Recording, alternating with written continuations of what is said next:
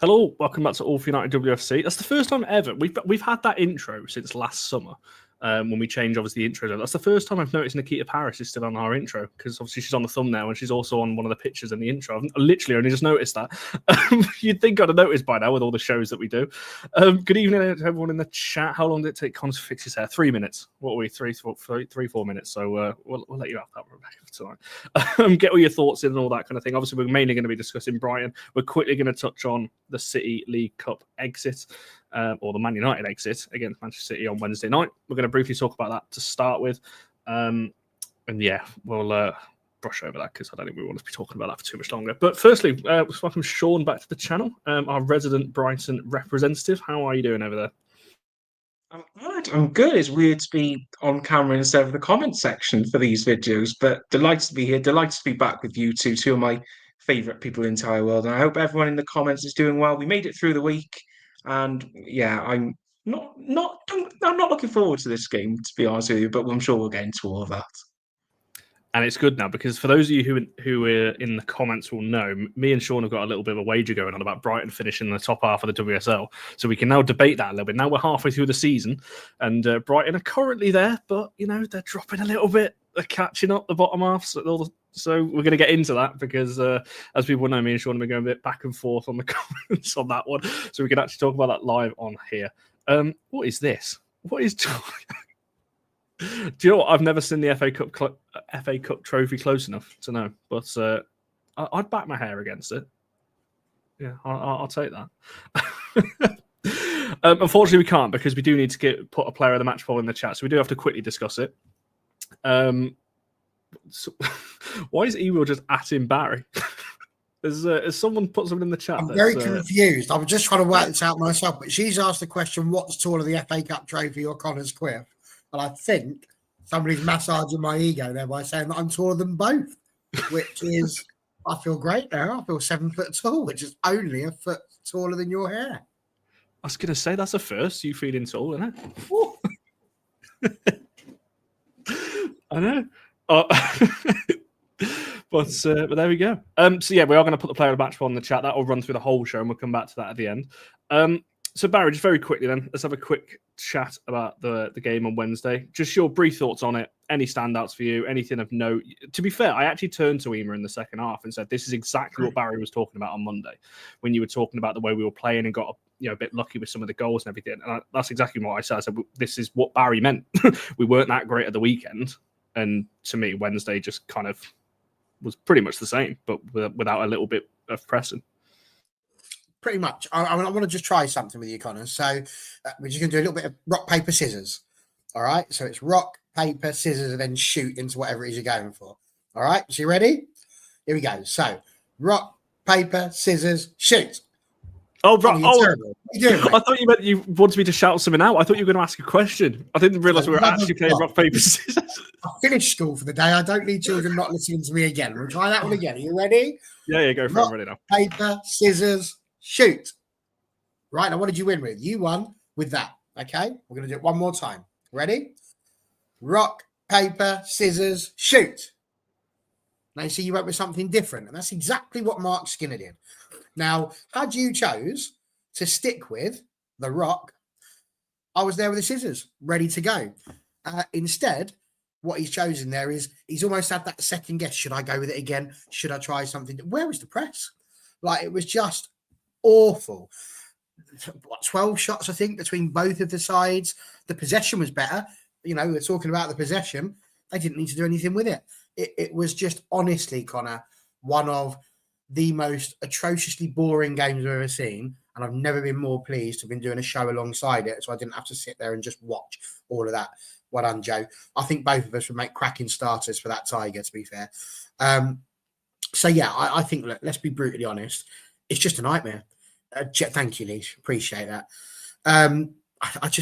There's nothing positive really I can say other than we were in the game for the entire 90 minutes. And if you're going to lose a game, we said before, didn't we? If you lose the midweek game, as long as you don't lose it badly, it's not so bad. And I think it was important, actually, that we got some of the other players out there, gave them a chance to have a go and played them. but it was just so boring. You asked me to pick 4 people so that we could tally them up, and I was struggling. Like, I will tell you exactly what I told Connor. I said maybe Millie for the goal, Melvin for the cross, and Rachel because she always works hard. And so when you're sitting there and looking at those 3, I mean, everybody's already said who's going to get player of the match pretty much. So it was a good cross. I think she did well with that. But even that was a mistake because that should have been cleared. You know, you start looking at analysing these things. The ball hits Millie on the head, drops down. 2 defenders that could have got rid of it didn't, and she's just poked it home. It's 5 goals we've scored against Manchester City in 2 games, and not a single one of them, in terms of the finish, has an ounce of footballing acumen. So we might have had the good build-up and all, but the actual bits to it has just been luck and misjudgment all the way through. So not brilliant, but as I put, I would much rather be in the top 3 with a chance of Europe than win the Conti Way League. So I'll take it. It's fine. Yeah, I think that's kind of how I feel. Like, you know, I wasn't that fussed about going out. What annoyed me was just how poor the game was. It was just such a boring watch. And a lot of people have asked the question, what happened to the press? I don't know. I tweeted it around 35 minutes or so. I said 4 out of that front 6 plus 2 fresh fullbacks. And we were backing off. You'd think, you know, with 6 fresh players there, that they'd go in and press from the front, but they didn't.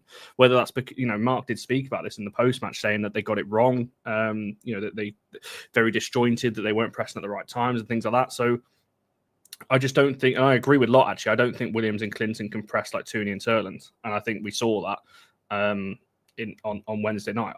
The thing is, though, I think the one thing I will say on Wednesday in regards to the team, I think Mark was damned if he did, damned if he did.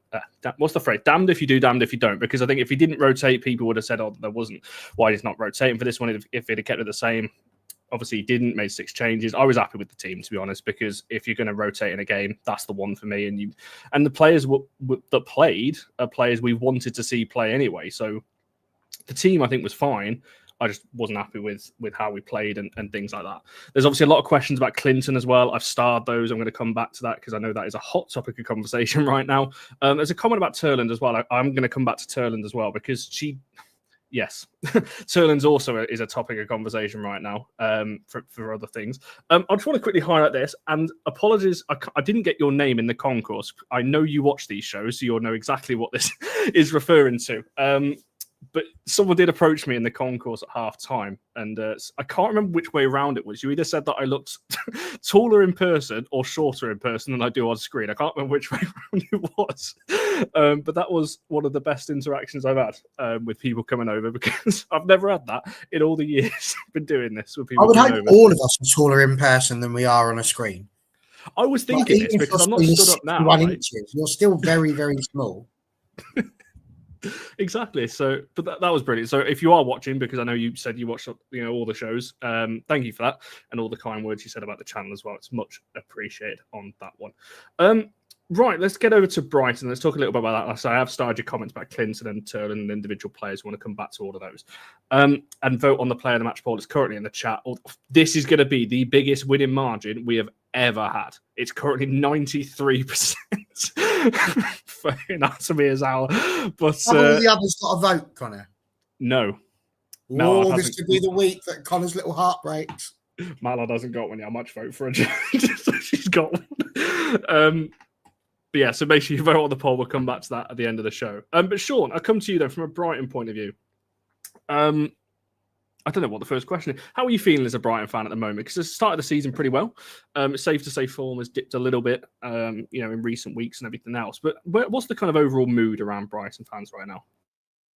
Well, you talk about your Wednesday night. I'll take you through my Wednesday night when we played Arsenal. And my mother, God bless her, doesn't know much about football, right? But we were an hour in and it's 0-0. And I told my mum, look, we've never beaten Arsenal. We've only scored 2 goals against Arsenal in our history. And we're 0-0 on the hour. And I was trying to explain to my mum, this is really good. I was like, oh, yeah, good. And I went on my phone 5 minutes later, we're 3-0 down.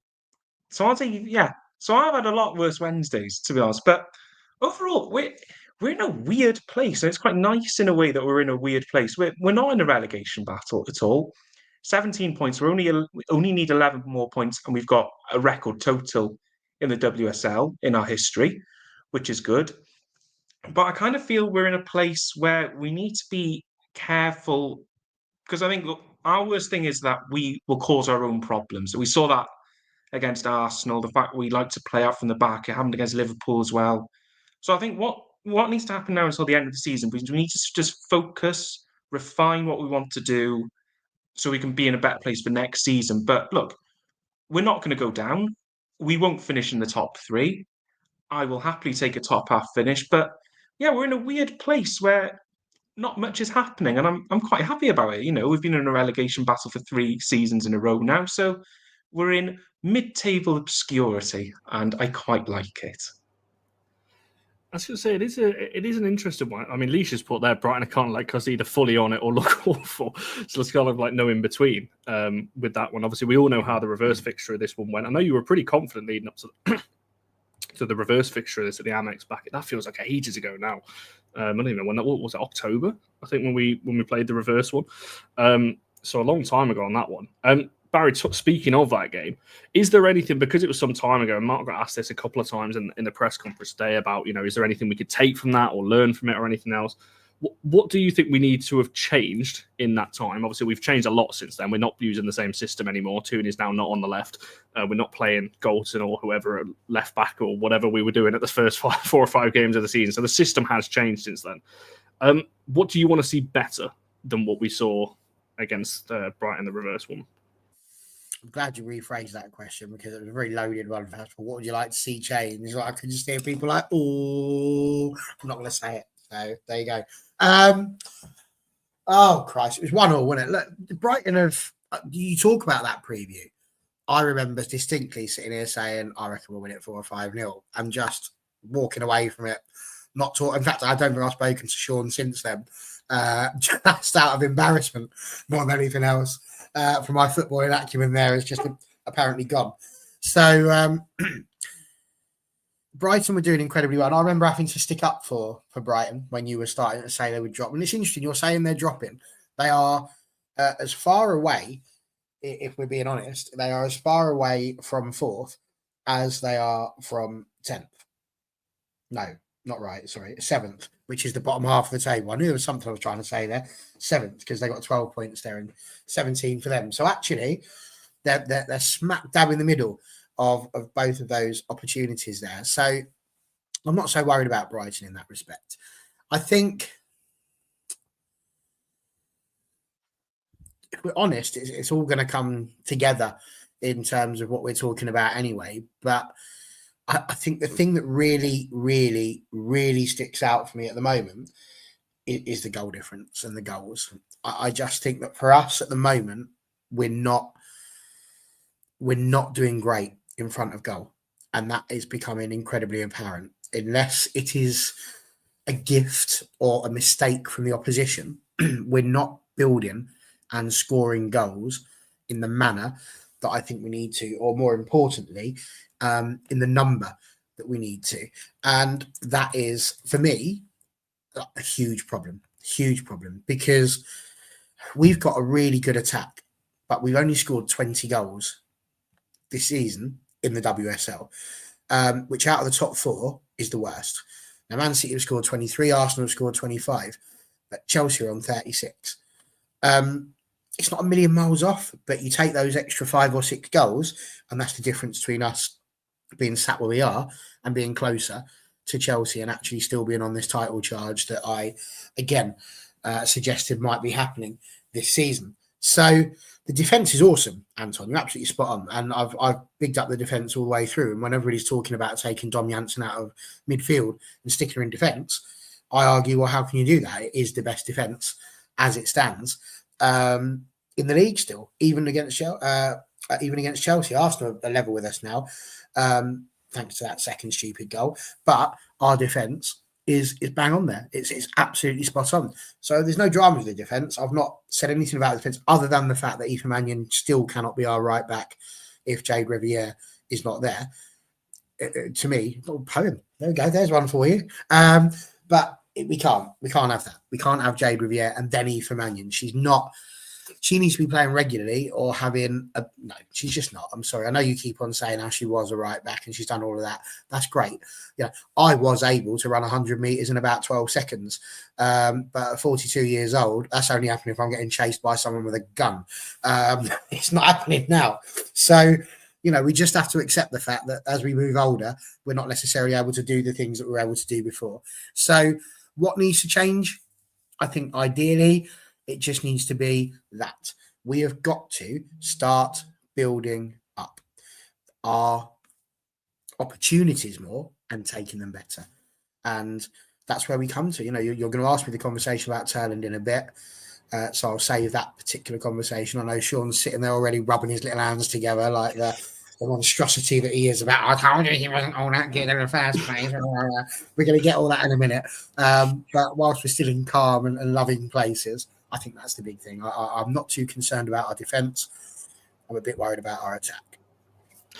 It's interesting you mentioned the attack because I was having a look. So I know people are very thinking about expected goals and all that kind of thing, but our expected goals before we played City at the weekend, it's jumped up a lot since then because we had a lot of easy chances. The Ella2 pretty much open goal bumped our XG quite up. But before that game, we were actually 7th. We were behind Spurs, behind Villa, and behind Brighton before that game. Obviously, we've now jumped, and I think we're 4th now with 15.8. We scored 20, so we are above, but everyone is pretty much above what they're expected because obviously all kinds of manner of goals go in. So before the game of the weekend, that's what I mean. We're not creating all that much in terms of clear-cut chances, and that's where I feel a little bit sorry for Terland. But I just don't think we're getting the best out of some of the other players that are maybe in our attacking line. That's a little bit of a worry because the way the league is going, to be honest, I think Chelsea are just going to walk away. If Chelsea win on Sunday, I think that's the league pretty much done there and then. But I think when you're looking at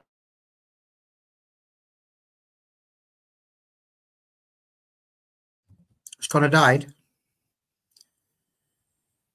I feel like he might have. Yeah, he's gone for you as well. Okay, so whilst he's frozen, I'll step onto which good job I did come on in the end there, isn't it? Otherwise you'd be sat here by yourself at the moment, Sean, wondering what was going on. It's a great I photo. turned it into a real Brighton special if I was the only one on.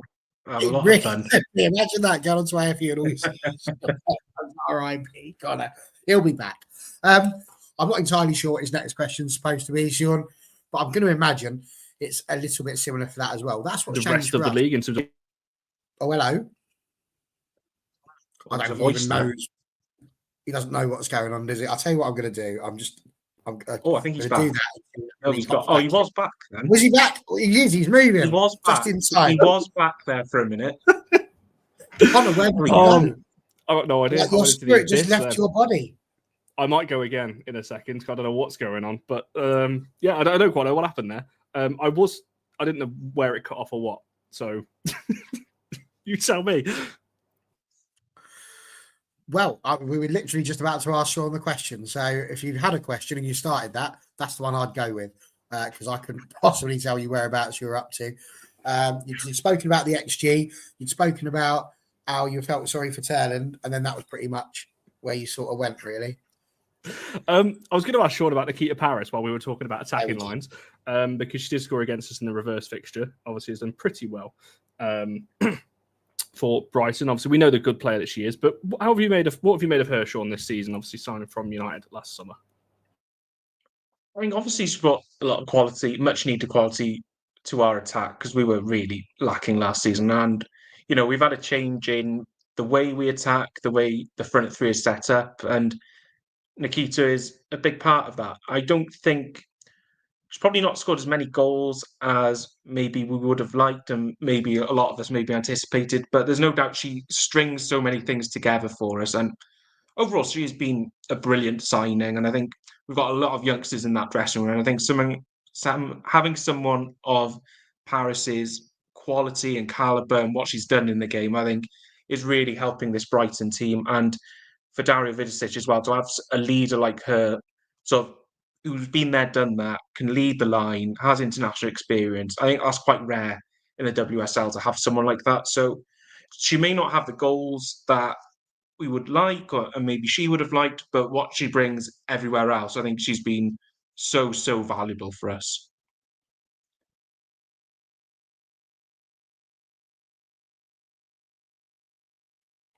Well, he wasn't Go lying. again. He said he'd go again, Yeah. and he has. It's an even better one, this one. I hope there's people taking pictures of Connor's little faces that he's doing whilst he's doing this musical statue. Oh, it's just It's stunning. genuinely, Yeah. this sort of stuff needs to be tweeted. I'll knock him back out again just for a second there, save him a little bit of a loss on that one. So I mean, yeah, you're talking about Paris there in that respect. Another player, of course, that's come across from us to you was Maria Torres-Dottir as well. So talk to us a little bit about some of the other players that you've seen from Manchester United that have come over to you and how you feel they're getting on. Well, I'm glad you mentioned Maria because I think out of Maria, Nikita, and Sophie Bagley, I think Maria is outstanding. What she brings to this defence, she had a good partnership with Guru Bergsvand last season. Obviously, both play for Norway as well. But now we've changed to a back three, and we've got Jordan Karabali in there now alongside the two of them. But Maria's just a leader, a real leader. She knows how to marshal a back line. She knows where players need to be, and she's just been outstanding. I can't imagine this side without Maria, to be very honest. And then Sophie Bagley as well, ever reliable. And well, we saw down in the Amex keeping Brighton in it for a good while in that first half and into the second half in particular. So yeah, I think the people who've come over from United over the last couple of seasons they've all added something to this Brighton team, which, let's be realistic, Brighton are a worse team than Man United. And when you expect players from Man United to come over, you want them to improve your team. And I can say quite confidently, all three of them have improved us dramatically. Superb, which, to be honest, is what you would want. And I suppose, I don't know, I've always looked at Brighton. I've quite liked Brighton. I don't have any negativity towards them whatsoever. They're one of those clubs. You can't really hate them, but I can't say I'm sitting here also loving them. They're there, one of those sides. But I've got no dramas with them. But I feel like they've, like you said, surpassed themselves this season. And when you start talking about the fact you're in a mid-tabler's furiously, I mean, it's quite interesting, isn't it? Because it's almost like that old one person's rubbish is another person's treasure. If we were to be sat in your position right now, the level of negativity and toxicity that would come out from various parts of the fan base, because that's not what they would want, is, and fair enough, it is also one of the big issues that they would have. But for you guys, this really is a stellar season for you. So, I mean, it's interesting. I mean, I know that he is going to start talking about Elizabeth Terland at some point. I'm loath to go straight into that question. It's the only one that I know. He would usually send me something that tells me what he's doing. Has he sent me the question? No, he hasn't. He's resetting like last time. So I'm very much unprepared for this. I thought I was just going to be a guest talking about United. But I think it'd be interesting to get what you're thinking about United from an outsider's point of view, because it's always very easy for us when we're inside to look at what's going on with the Glazers, with Ineos, with all of those sorts of things. But you're quite happy with your season. What do you reckon about United? What do you think is a good season for us compared to what happened to last year, the FA Cup, all of those sorts of things? What do you think would be not just a good season, but what do you think is a reasonable expectation for United this season? Because we've had people in the chat saying, and I'll point this one out. That's what I wanted to talk about. Well done, Barry. Was this. Connor and Barry, listen, you're not winning the league. Come on. Now, do you know what? You very well might be right. But what is football without a little bit of a dream? Is there really much point in us carry on the season if all we're going to sit there and go, oh, we might finish top three? Like, you've got to have a little bit of a life, ain't you, in terms of wanting Chelsea to slip up. We've still got to play them once. So there's 3 points we could pull back. Can they drop 4? Well, we only need people to draw. If they draw, all of a sudden we're there. So you tell me, what do you reckon? What is a reasonable expectation for United? And what do you think has changed from us from last year to this? It's so odd with United because I feel like you want to be considered alongside Arsenal, Chelsea, City, and that a club like Man United should want to be there. But I just feel like you're on this little island all on your own, this you are clearly the fourth best team. Like, you are miles better than Brighton, Tottenham, Liverpool, Villa, miles better, miles better, and there's no doubt about that. But are you better than City, Arsenal, and Chelsea? I, in some respects, maybe, but I still think you are behind those teams. So you're just on this weird little fourth island. But this season, with the players you've got, because I was thinking, who am I scared of in this United team? Who do I think the individuals could hurt Brighton? And I look at it, and I'm not scared of any individual, but I'm scared of the squad. I think the collective of Man United is now scarier than any individual talent, because I really think the system, it works a lot. So it's about getting that squad collective, that squad unity together.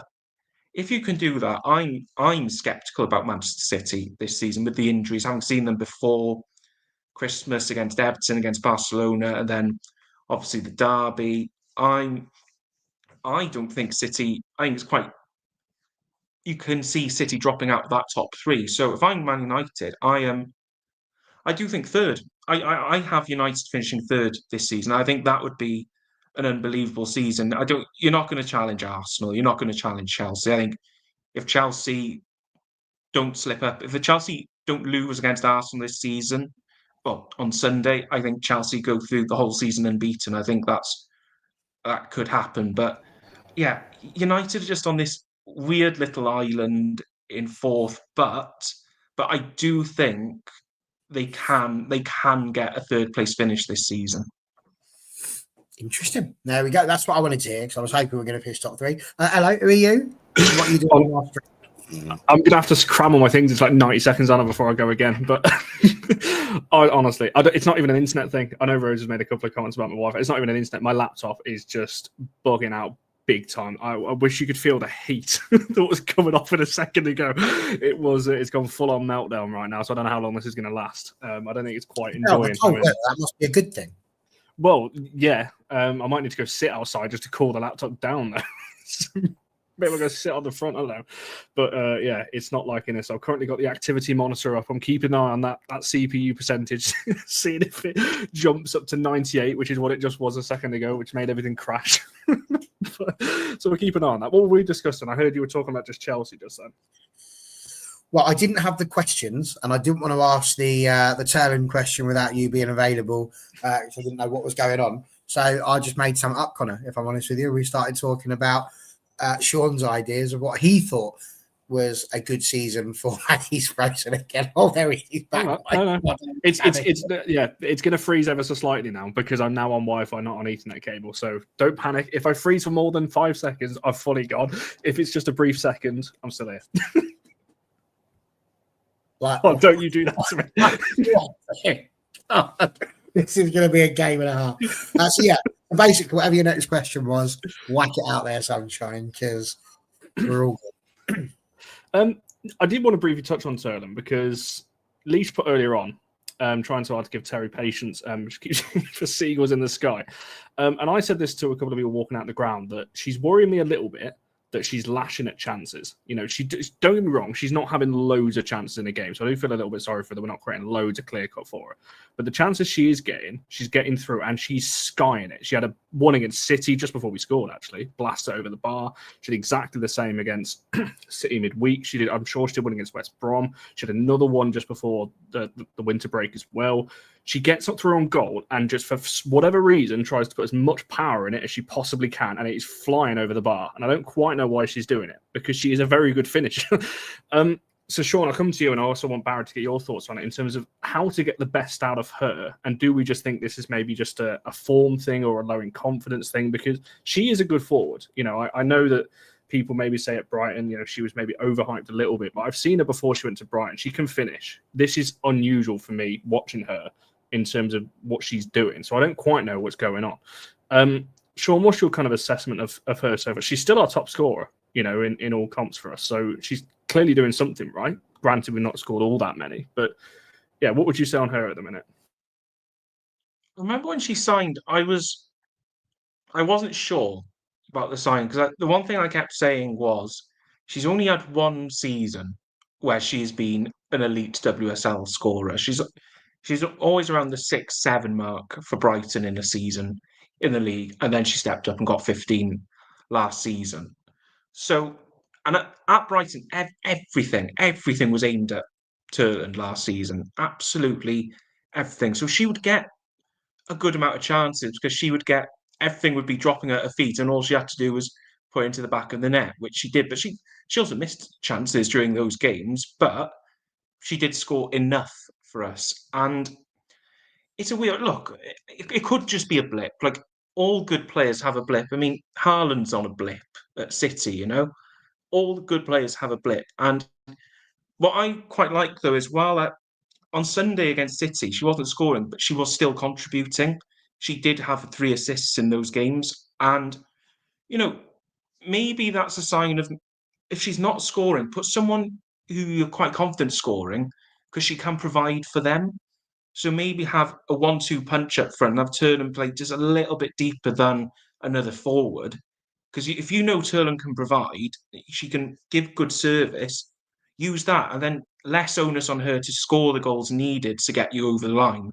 But look, of course she has quality, but I think at the moment she's proving to be a better creator than she is a scorer. So maybe United need to capitalise on that. But is Skinner brave enough to do that? That's an entirely different question.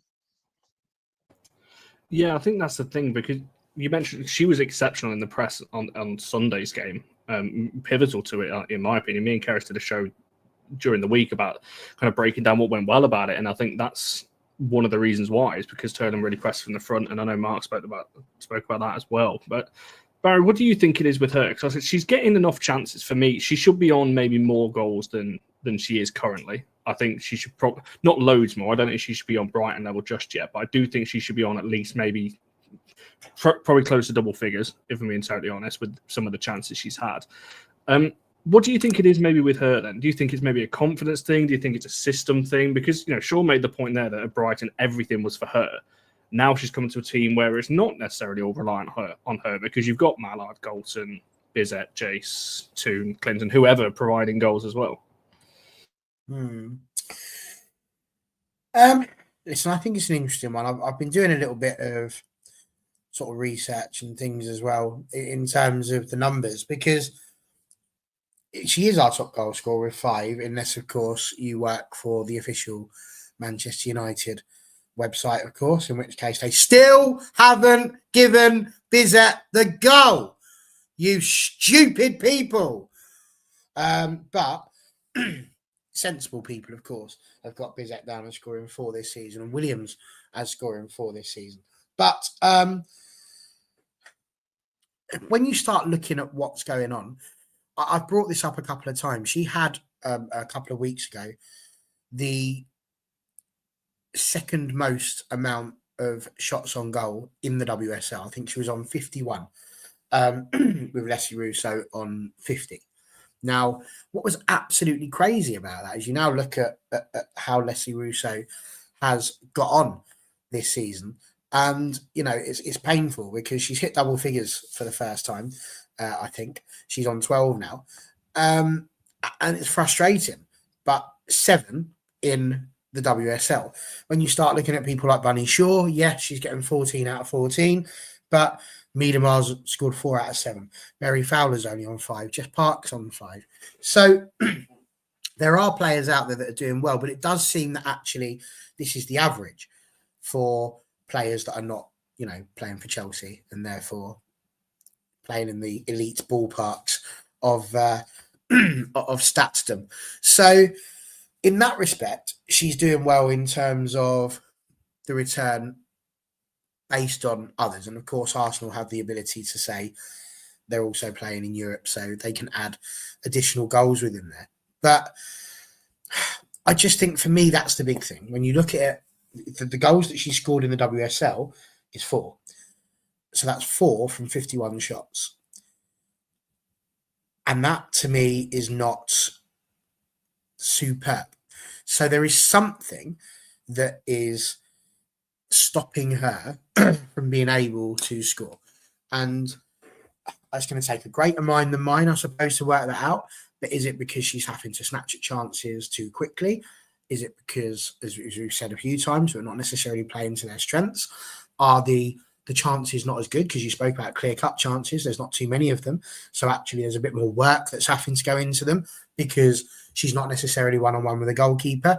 You look at the one against City, she skied it.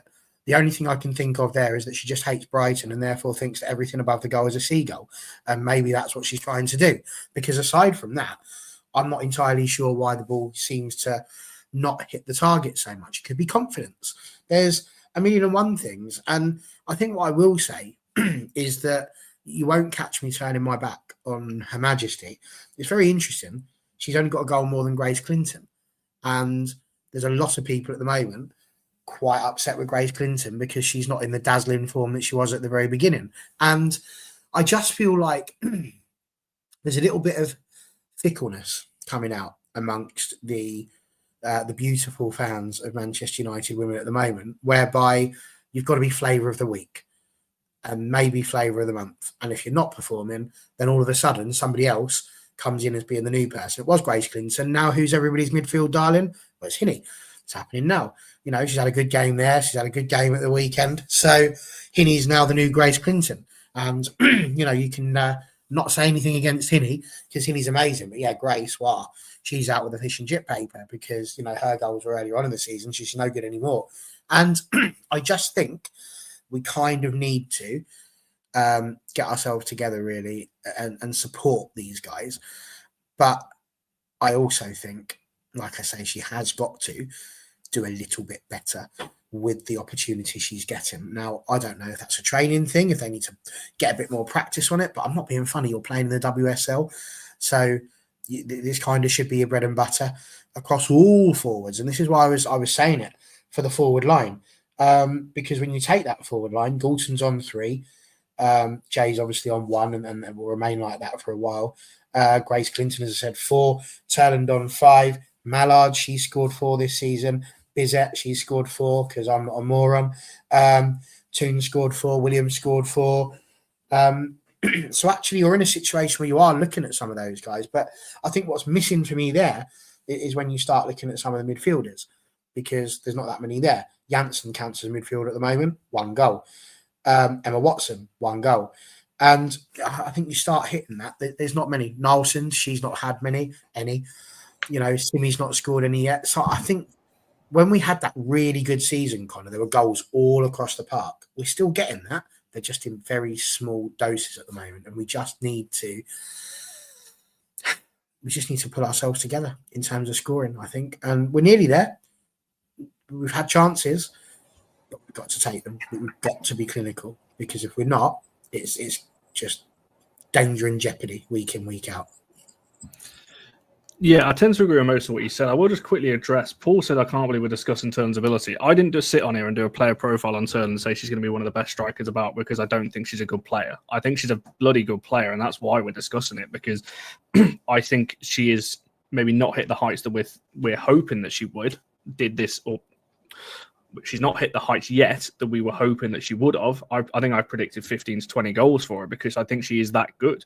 And I do think she is lashing at chances at the moment. Now, like I said, that could be a number of reasons. That could be things going on that we don't even know about. That could be a confidence thing. That could be a form thing. Like I said, I'm not expecting her to be this unbelievable striker right now, but I do think at the moment she is better than what we're currently seeing. Don't get me wrong, off the ball, go and watch the tactical show me and Keras did. We highlighted her for a reason, because she was unbelievable in the press and leading from the front. So I don't think it's necessarily a slight on her as such. I do think she could be getting more goals. But like I said, me and Barry literally spoke about this at the start of the show. That can go for the rest of the players as well. I think not enough players are contributing to double figures goals. You look at Chelsea, and I always use them as the example, because right now in the WSL, they're the benchmark. If you want to go and win the WSL, it's them. Look at how many goals they're scoring from everywhere, and how many players are on 2, 3, 4 goals. And obviously then you have your standouts. So it's not a slight on Terland. It's just, I think she's better than what we're currently seeing. And she'll get there. She will get there. I'm not doubting that at all. But I do agree with Barry. I think we need to start getting behind some of these players, because it's very easy to switch, I feel like. Which you've led me on, actually. You mentioned Clinton. I want to quickly talk about it, because Clinton is an interesting topic of conversation right now. Because, don't get me wrong, was she great on Wednesday night? Absolutely not. But there are obviously a lot of conversations around her. And Sean, I want to come to you as more of an outsider looking at this, because it's an interesting one. You know, we've seen other players commit their future to United. Jade Riviere for 3+1, Jess Simpson recently as well, and we're expecting maybe a couple more as well to commit maybe longer term. Grace's option got extended, so you would take from that nothing got agreed, so they triggered the option so as not to lose her on a free and to stop clubs from talking to her this window. What's your kind of stance on her? Because for me, if I'm being totally honest, I don't think she's been good for a while. She scored against Crystal Palace, but I think probably since early November, I think her form dipped, and I don't think she's really recovered from that. And that's fine. Players go in and out of form. She's only, 21? So that's going to happen. What do you see on her, and what do you think around this kind of conversation? Because don't get me wrong, there's nothing wrong with her dropping out of the team. I'll come to what I want to see on Sunday later on, but for me, she doesn't start right now because I just don't think she's better than what other options we've got. But what's your kind of thoughts on all of this? Because it is a hot topic of conversation right now across not just United fans. I think everyone's chipped in on this on social media in the last kind of couple of days. It's fascinating. I find it fascinating how the whole narrative, the whole feeling has changed. Because I think if you asked any WSL fan who's been the best player over the first 5-6 games of the season, I would say the vast majority would say Grace Clinton. I think she was phenomenal in those early games. But it's amazing because I can't put my finger on it. There's no standout reason why all this has changed. Has she had it? Maybe she's had a little bit of a knock. Maybe it's something else. Maybe something happened whenever. I don't know, but it's like it's just strange. It is so strange to me. And now you're thinking, right, where could she play? Does she get into this Arsenal team? No. Does she get into this Chelsea team? No. Would she get into a Man City team? Maybe at the moment.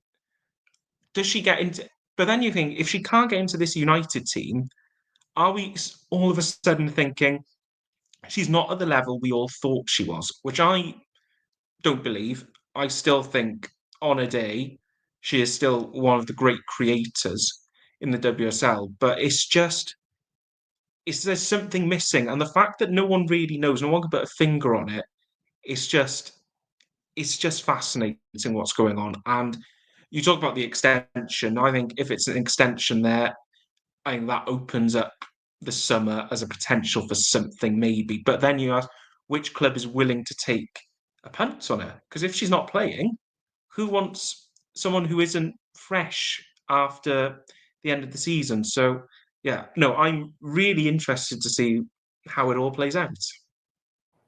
Yeah, and I think I'm going to say that I'm going to do it because I feel like I want to say it. I think this is the big worry, if anything, for me. Now, when you're in the ground, and this is not a slight on people that watch it online and everything else, on Wednesday, there did seem to be that. Now, like I said, the reason why I'm saying in the ground is because you can see the whole pitch that maybe the camera doesn't always pick up. There was a lot of just letting people run by, just kind of walking about, not really kind of looking to play it. It might not be that. She might have other things going on that we don't know about, and that's fine. As I said, I'm literally just commenting on what I see.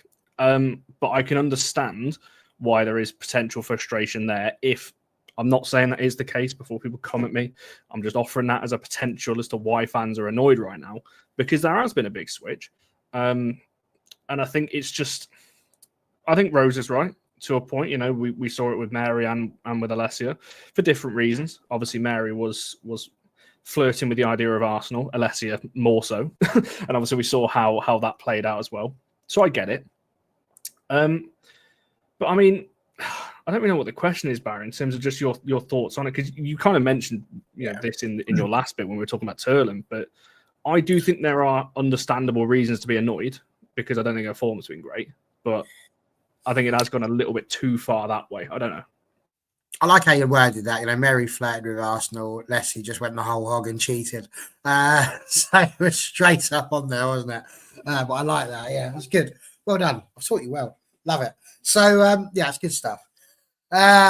Jesus. I think I've started a couple of comments. I'm just going to throw those out. First, I'm just going to quickly pop back to the Terland thing. I do agree with this. You know, if you're getting someone who is playing the focal point of your attack, it makes entire sense that you want them to be the furthest person forward. So I would agree with you. She does need to be the furthest player forward. She does need to have that ability to be able to have those shots. I think the big worry in terms of where we are at the moment is if she was to have those shots, what would her conversion rate be? And that's, I think, the big thing. You know, we can keep creating opportunities and giving her chances. However we want to look at it, she is still having more shots than anybody else other than Bunny Shaw in the WSL. And if you're going to have that statistic, your conversion is going to come into question if you're not hitting the heights of someone like Bunny Shaw, who scored 9 goals more than her this season, but has had only 10 more shots at the point when I saw that stat. So completely agree with you in terms of that one. But then we have this one, and it's like, I just don't get this. So Hinny's been here longer than Grace, with half the amount of minutes Grace has got, and Hinny's earned her right to be the current fan favourite. And, you know, all teams have got favourites. They've all got that. You know, people have got players that they love and enjoy and support. But I find this more and more within women's football, that it's the players that seem to get, like individual players, seem to be lauded so much more than just the whole team. And you're reading what you said out there about a lack of effort. She doesn't look like she's trying. At times we will sit there and you'll get the same people that might say, you know, oh, well, of course they're not going to play well. They're playing for Mark Skinner. So on the one hand, we're having a go at the manager. On the other hand, we're sitting there and going, oh, well, that's just a player. It's all just them. And I just think that actually there's so many in the nose that then think they know something else that's happened or something else that's going on. And I don't pay attention to it. Like, I'm just going to break the fourth wall for a minute. We're going to pretend that he's not there. Like, I talk to this man regularly. He tells me a lot of stuff that's going down. And it's lovely. I really enjoy it. It's lovely. But genuinely, I don't care. It goes in there and it goes out there. Because my main job is just supporting Manchester United. Like, it's what I do. I love it. And that's what I want to do. And I want every single one of those women that's playing football for Manchester United to be bloody amazing and to win the league. I can't wait for that day, because when they do, I'm not going to go full Gary Lineker and say I'll present them with boxes, because nobody in the world needs to see that. But I will definitely be wearing like hats and party things and celebrate. It'll be amazing. It'll be a lovely day, because that's what we need.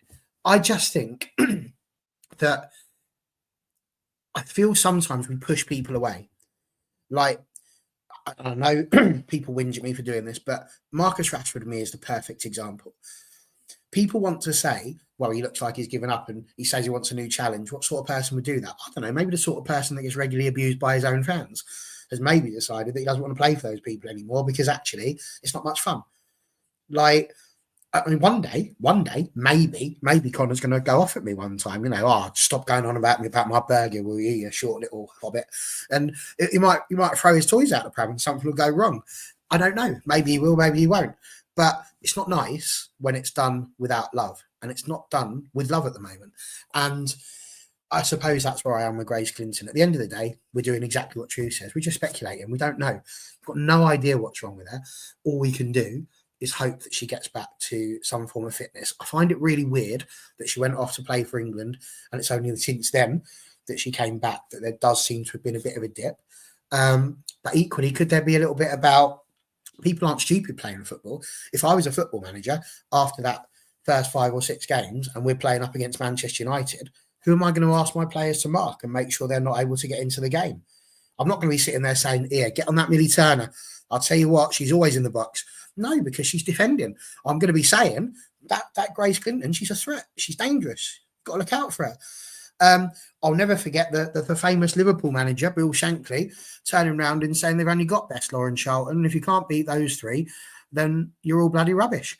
Because that's what he's trying to say. They're the main players. They're the ones you've got to look out for. So there could be a bit of that as well. I don't know. But yeah, I just think we kind of need to get ourselves into a situation where we are just loving the team and stop letting all the noise, because the noise is just ruining football for so many people. I mean, I hate the men's game at the moment. I hate it. I genuinely, I watched that game last night. I fell asleep Thursday night. Yeah, last night. Fell asleep 3 times trying to watch that. I woke up again like, it's crap. I don't want that to happen to the women's game. Let's just bloody love them and support them and enjoy it. And enjoy being a football fan.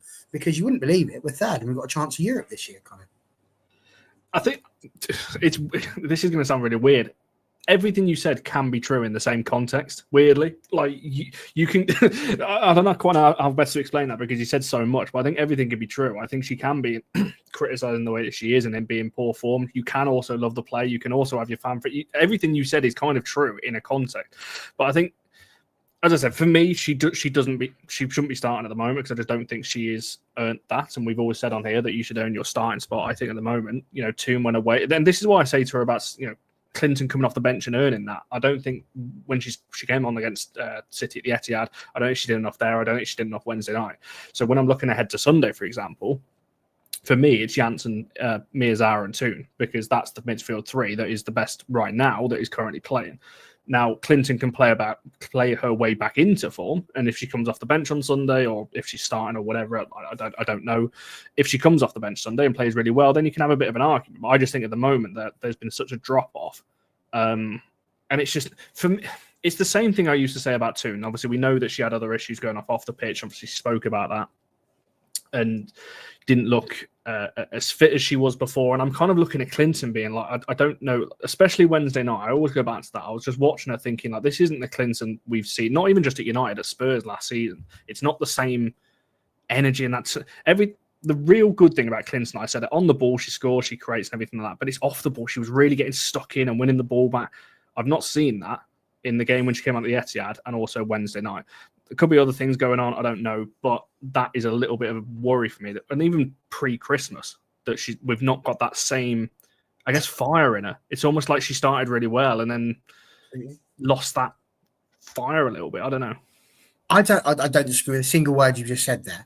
And actually, it's an important point to recognise. I mean, I've sit here and I've said it regularly. Aoife Mannion should not be a right back. She's a centre back. That's her job. Now, I love Aoife Mannion. I think she's got an absolute heart of gold and a heart of a lion. She is superb in her position. Gemma Evans, somebody who Sean would often come on and defend. I was always defending her because she was always played at left back and she's not a left back. She's a centre back. So you've got to play players in their positions. So again, I think, crikey, who said it? It was Rosa who just put there's a big difference between complaining and just sort of making a comment. And I think and being cruel. You can complain, of course you can. Absolutely, we all do it. They didn't have a good game. They didn't have a good game. And that's fine. And what you said, I think, is absolutely spot on as well. Yes, they do need to fight their way back into it. But then you also need a manager who's recognising that. And somebody that's saying, do you know what? Grace Clinton isn't performing to the best of her ability, so I'm going to put somebody else in and give them a chance. Now you've got to earn your shirt back. And that's about competition for places. But that's not something that we normally do at Manchester United. We just pick whoever's face fits at the time that we're going to put in and play. And so that's the really big thing. That was what people always used to have a go at about Katie Zellum. Well, it doesn't matter whether she plays good or whether she doesn't. She's always going to play because she's the captain and she's, our Barry's favourite player. So there we go. And that's it. You're absolutely right. People should earn their places on merit. So, yeah. And again, why hug and kiss players in the tunnel? Why not? Why does it have to be the men's game? Why does it have to? They're friends. Like, the problem you've got there is because somebody's seen it on a video. You're going to go all Roy Keane on me now, Connor. I can see that. I am, yeah. But ultimately, that's what they are. She's stupid for doing it because you're only going to get pelters for that. But I'm telling you now, I play. Well, I don't play, obviously, because I'm not a woman. But I go to the women's games for Stevenage, and there are players that have come onto the other side that used to play for us. I say hello to them. I'm shaking their hands before a match, saying hello. Sometimes they want a hug, and you have one of those, and you're like, brilliant, lovely to see you again. Really nice to see you. And then once that's done, I'm not sitting there going, I really hope you score a goal. The minute that whistle blows, I don't give a monkeys what they're doing. Like, people think you can't compartmentalize your emotions. You absolutely can. But that's a you thing, Cooch. Yeah, maybe do it when no one can see them is a sensible thing to do if you don't want pelters from people that, I don't know, have just got no love left in their life. I don't understand it. Gary Neville once had a go saying, I wished I'd hugged Phil Neville or shook his hand rather than ignoring him. You know, I think it depends on the context. I think when you're talking about a derby, I don't want to see it, if I'm being totally honest, because it's just when you're in the context of how important that game was. Obviously, we did go on to win it anyway, but in the context of how important that game was, I don't want to see that. You know, Mark spoke about this in the it was the pre-match for the game midweek about, you know, he spoke about the incident with him and Tooney, and he said, he didn't realize the cameras were on him. I don't believe that for a second, by the way, because it's the biggest game. It's on Sky Sports. There's cameras everywhere. So I'm not buying that. Clinton may say the same, that she didn't realize there was cameras on it. As I said, there's cameras everywhere. For me, I get it. And, you know, and I defended Zellum about this 2.5 years ago when she was talking about, because her and Caroline Weir are obviously good friends away, and there was obviously a bit of that post game when we lost 1-0 at it was the Academy Stadium now, the Joey Stadium now, when we lost there. So I get it, and you can't just switch that off. I think, you know, you've got to think of it as, you know, everyone's got, you know, friends in here that you've known for years and things like that. That would you just ignore them? You know, if you see them about, you're not going to. Tooney and Russo, and, you know, is a good example of that. You see them about. Players have got friends, especially in women's football, that they've grown up playing with. So I get it, but I don't want to see it, if I'm being totally honest. On that, yes, exactly.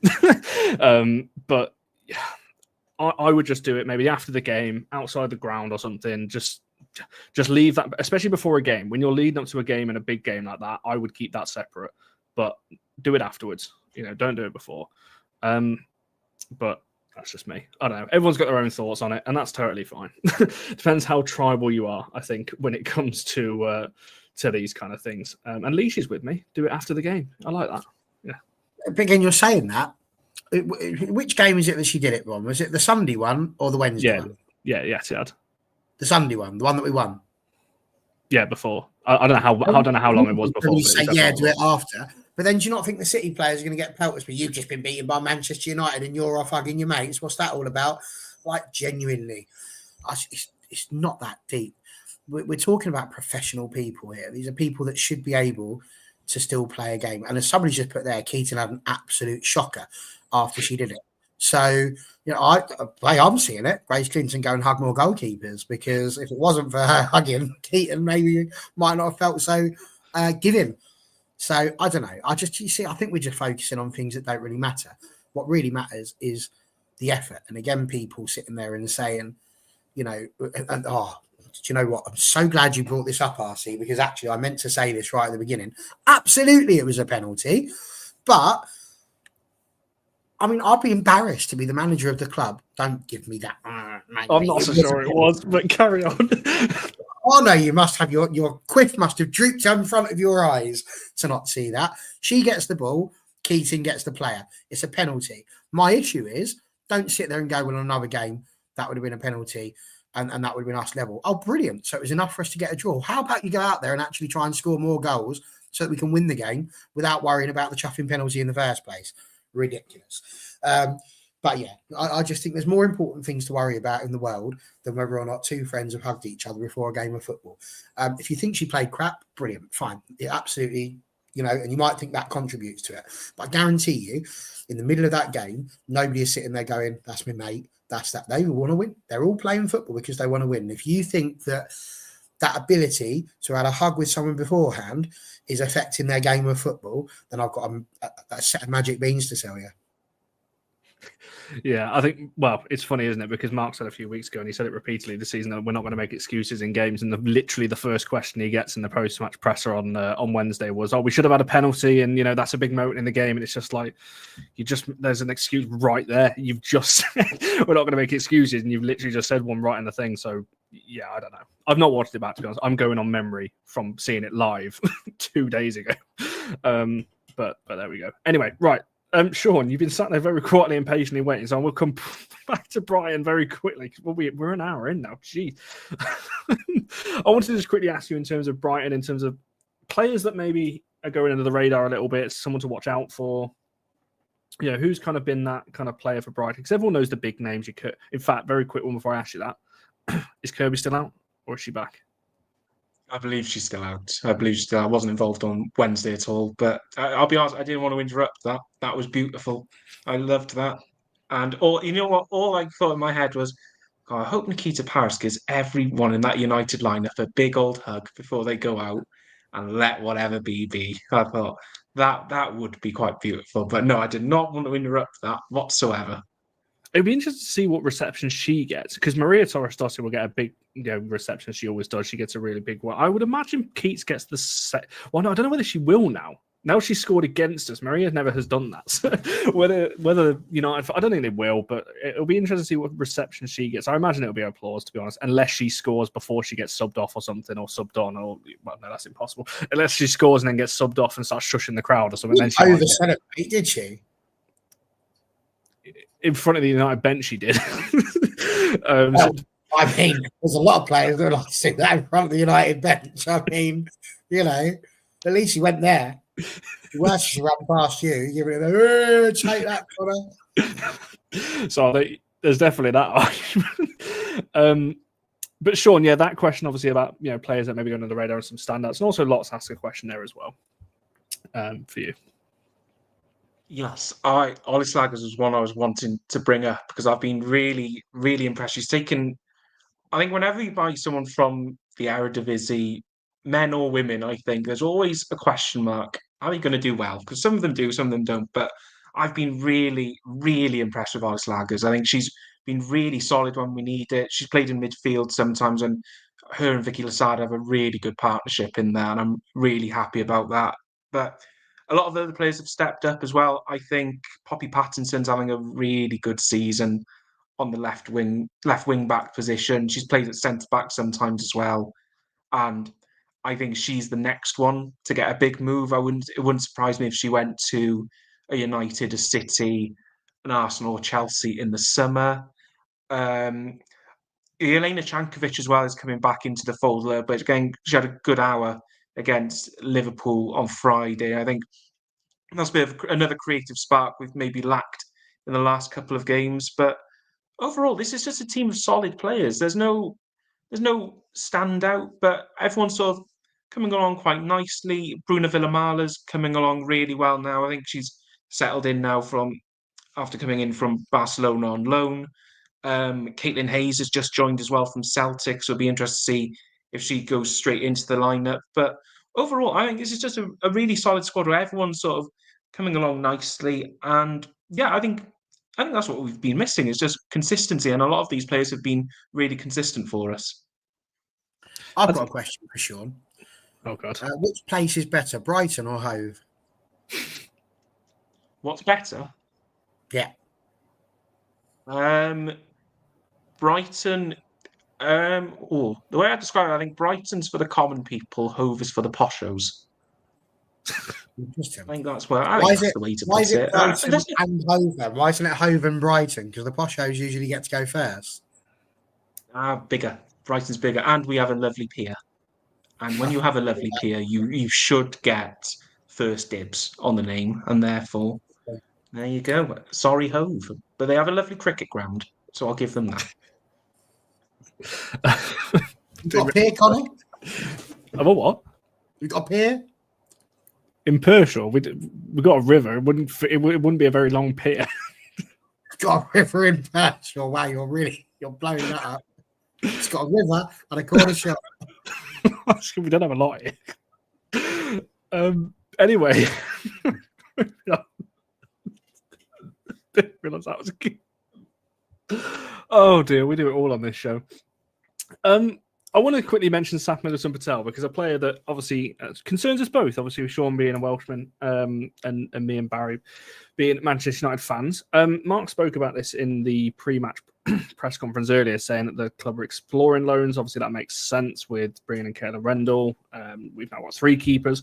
I wanted to ask you, Sean, in terms of Saf and where you see her United future, her career. Do you think this loan would do her beneficial? Where do you think she should go? Just a whole loaded question, really, in terms of her, because I don't quite know what to make of it now, because she made her senior since we last spoke on here. She made a competitive debut, obviously, against Newcastle. Wasn't a great game, if I'm being totally honest, from her, but she'll know that. Where do you see her career going now? Do you think a loan would be beneficial, then move away? Do you think a loan and then hope to stay at United? What's your kind of thoughts around her? Yeah, I remember that Newcastle game. I was working a game for Cardiff, and I remember I messaged you afterwards just asking how she did because I was absolutely buzzing that she got a start, and you said it wasn't the greatest game. And just the overriding feeling, I was absolutely gutted for her. I was gutted for her because she is now Wales's number 2 goalkeeper. She is in front of Laura O'Sullivan-Jones now, and only behind Olivia Clark, who moved to Leicester today, which I think surprised a lot of us out the blue. But I think a loan for Saf would be perfect in terms of where. I think somewhere like a Sunderland. I think Sunderland would be a really good place for her. Somewhere maybe a Blackburn, a Sheffield United, somewhere in that lower end championship. Because when she went on that very brief loan to Watford, I remember she made some absolutely stunning saves for them to keep them in games, winning them games. So I think it would be good for them. It could be good for her to get some good championship experience because I think that's what we need for Wales as well. We want all our players to be playing at the end of the day. So, in terms of what must we do afterwards, it's a difficult one because the life of a number 2 goalkeeper is just an odd existence anyway. So, I'd like to see her get regular games in the championship, and then we'll see in the summer. But I think she's crying out for a loan, and I think Wales manager Rhian Wilkinson will also be pushing to get a loan because when her players are not playing, she will let you know. See Hayley Ladd as prime example number 1. So yeah, I think there'll be a push from Wales for her to go out and get some regular minutes, and it's good to hear Mark saying as well that a loan is a possibility because I do think that's where she needs to be, and to see where she goes from there. Yeah, I think it's interesting with her, isn't it? Because I said obviously we've only seen her once in the senior side, and obviously it wasn't a great showing for her, which obviously was disappointing on that one. I think she had a really good loan though when she went out on loan last season. Where'd she go? Was it Watford? When she went out, name was escaping me. And when she went on loan to Watford, she actually looked really good. Barry, do you have anything to add on Saf in particular? Because obviously now Kayla's come in, you would expect Kayla to go to number 2 and Saf to get loaned. But what's your kind of thoughts on her, moving forward? I have multiple thoughts about this, which I shall organise into short sentences as follows. Number 1, I quite enjoyed the fact that Saf played against Newcastle, and I wish she'd had the chance to play more Conti Cup games. Sorry, Subway Cup games. That's part 1.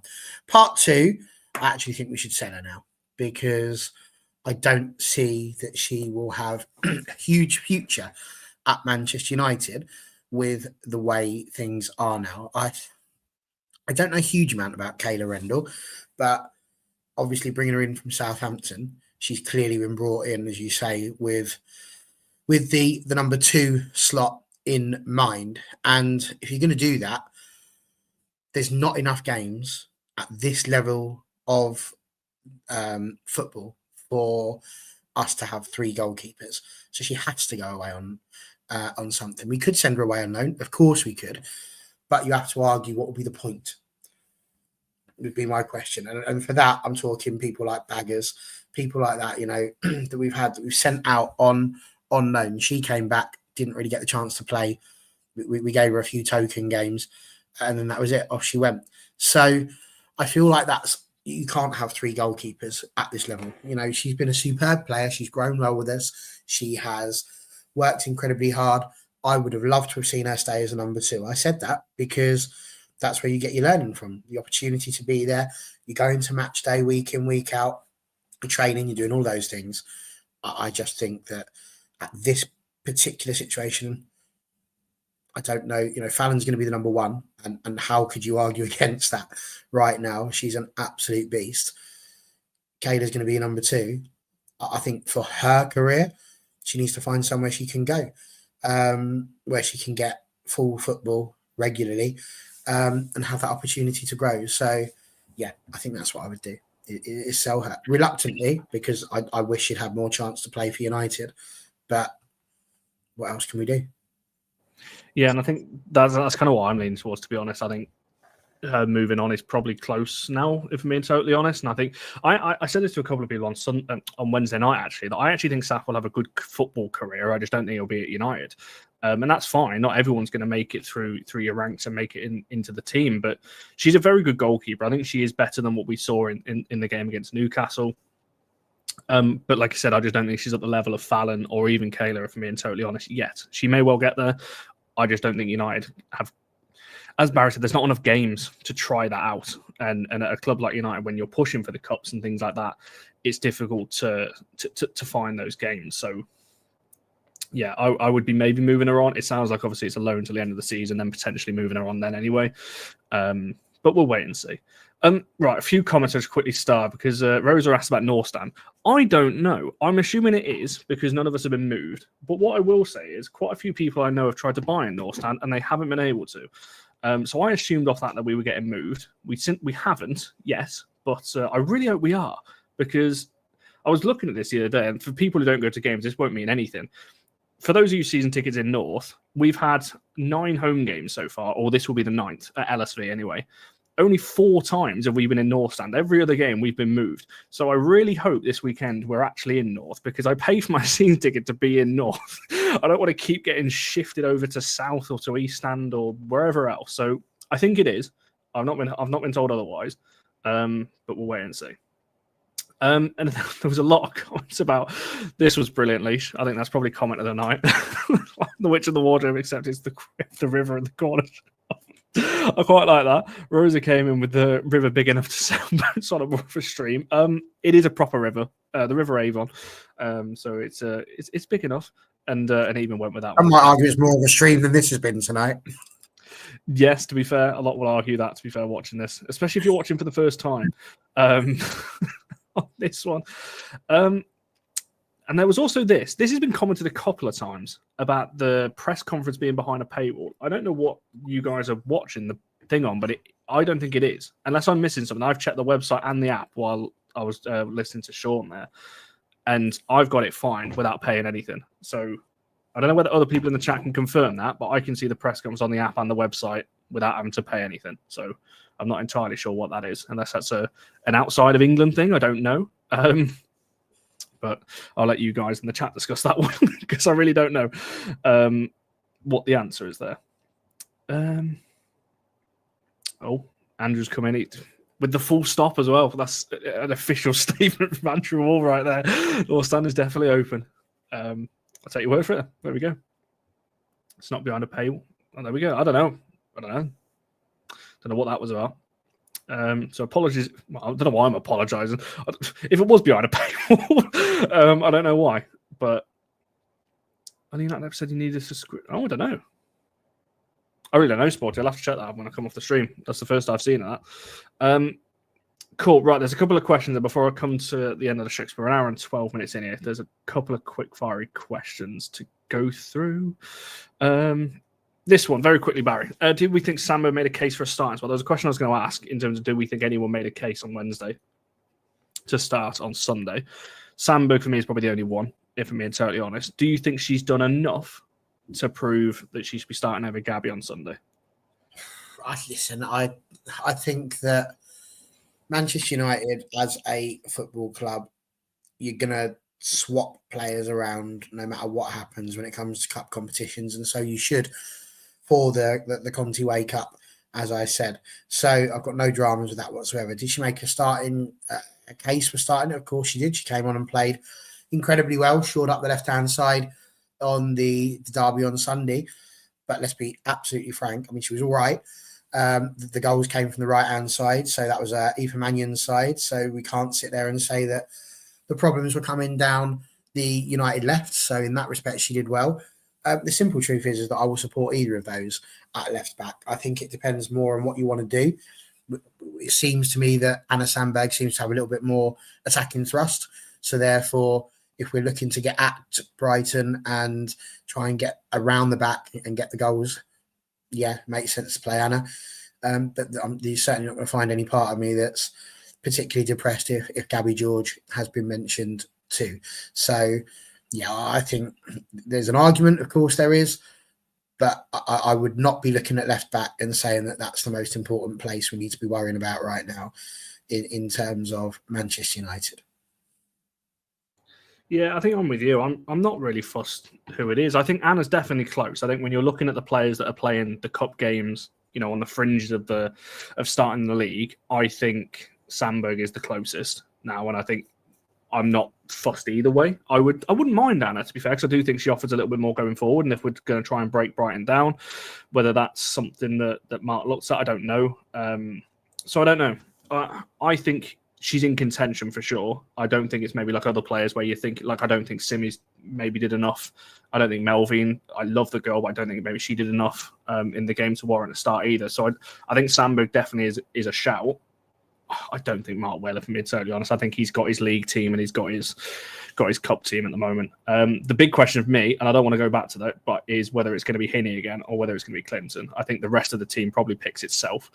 It's just going to be that position because Hinney has now played 2 back-to-back full games pretty much against Man City. Is she going to then play again, the following day, whereas Clinton may be a little bit fresher. So that's probably the one area of change, if any, on that one. Joseph, any updates on Kelly? No, is the very, very short answer. I don't know what else to say on it, to be honest. I didn't say last week, but I didn't mean to bring that up. I don't know what to say.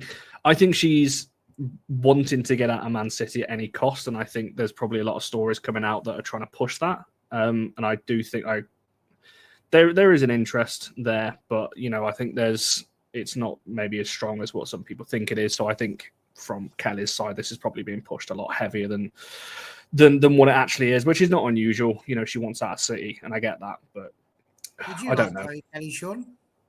Not you personally, obviously Brighton. You can't have her. You're not a football team. I'd say Chloe Kelly in a heartbeat at Brighton. Absolutely. What, only Nikita Paris?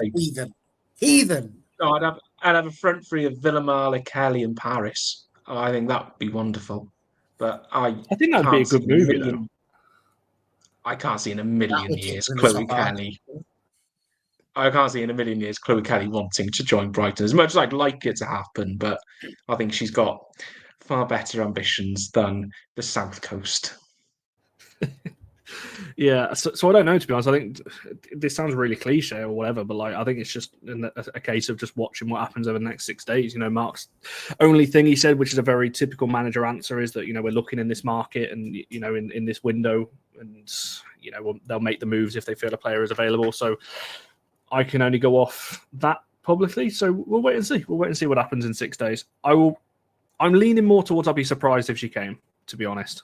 At this point, I just think it's being heavily pushed and not by United. So we'll see. Nothing surprises me with this club anymore, though. So who knows? I did end the player of the match poll, and a lot of people saw it. And I think Michael said it. That's got to be a record. Somebody said it's got to be a record. Apologies if it wasn't you, Michael. Someone definitely said it. And it is. That is the biggest winning margin for a player of the match we've ever had on this channel. I've got it down as it finished at 91%, but I think it's 92. When I check the roundings up, I'll have a look. Either way, it's a record because our highest before that was 81. So it's well over what the record is. So Mia's did win it pretty comfortably.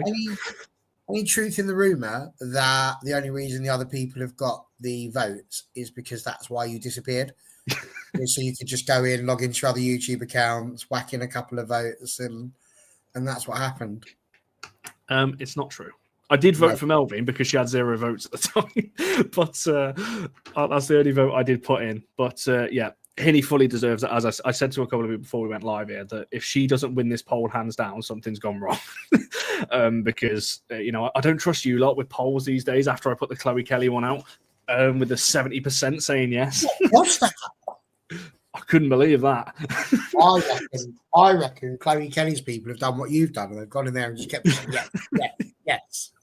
So I'm glad that Hinney did win it. I don't think it's any arguments from any of us, but yeah, I'm intrigued. I'm intrigued to see whether she starts Sunday, because we all saw her energy in the last couple of games. Sound like Skinner now. We all saw how much energy she showed in the last couple of games. I just think 3 games of that nature in 7 days might be a step too far, but I don't know. Maybe I hope she starts, but we'll wait and see come Sunday.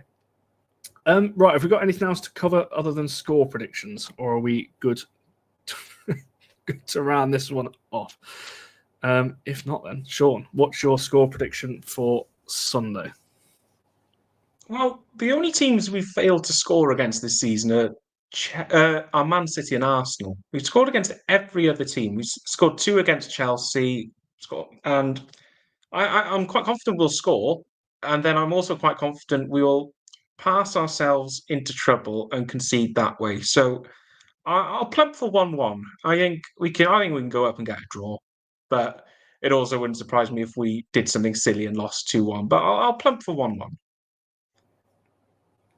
Interesting, for the same score as at the Amex. Barry, what are you going for? I still don't believe that the wall that is Fallon tullis-joyce can be breached. I will always back Fallon. So I'm going for a 0 scoreline on the Brighton side, but I'm going to be incredibly conservative. I reckon it's going to be 2-0 to Manchester United. And maybe the 2 will also be from Toon. 2-0. That's what I'm going for. I like that. There's a lot of 3s in the chat. Simon's gone a bit more conservative like you with a 2-1. Lots gone for a 3-0 turn and hat-trick. Mad's knows it. Yeah, Mad's gone for a 2-0, a 1-0 United or 0-0. It will be... I also show that's what Elon Musk should have done there. I mean, that was quite easy. Just a little point. You know, people need to think things through because you're on the telly. Yeah, when there's cameras on and Clinton off the bench. Can you imagine coming back on the show on Monday? She wins Player of the Match on Monday because she scored the winner. I'm not gonna lie, that's now my dream. But yeah, I'll probably go 2-0 as well. Mug little so and so on Monday if Clinton comes on and scores the winner. I think I'll go 2-0 as well. I don't think we'll concede. I also don't think we'll score loads. It should be.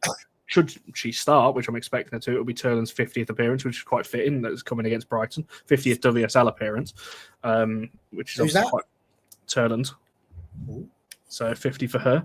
I think Mayer's on about 80 now for United or something like that. I read earlier on. So there's a lot of interesting stats coming out this weekend. And a team, Brighton and United, they've got a lot of crossover, obviously, with Mayer and Terland, and obviously a couple of United girls at Brighton as well. So there's a lot of crossover there. But yeah, I'll go for 2-0, I think. Keep it a little bit conservative on that one as well. And Ema's gone for 3. Peachy will be a wall again. She was good, wasn't she, in the game at the Amex? I mean, she's not been bad in any game, but she was certainly good in the game at the Amex, keeping us in that one as well.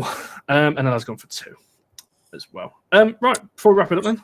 Oh, Sean, where can people find your work and all that kind of thing? I know you're mainly on TikTok and X these days, but is there anything you want to shout out on it? Yeah, just TikTok and X. TikTok for ramblings about many things. X for anything Welsh football related. Obviously, we have got to the Euros for the first time, so there'll be a lot of Wales coverage this year. I'll be off to Italy next month to cover them away in Italy, which will be a lovely little trip. And then I'm out for Switzerland as well. So a lot on the Welsh national team and the Welsh leagues, which is always very exciting. But thank you so much for having me on again. I hopefully can see you both in person very soon. And I've got to have my dinner. And I haven't. This wasn't meant to happen, but I'm having burgers for dinner. Oh, do you eat it properly or do you eat it the weird way? This man is a legend.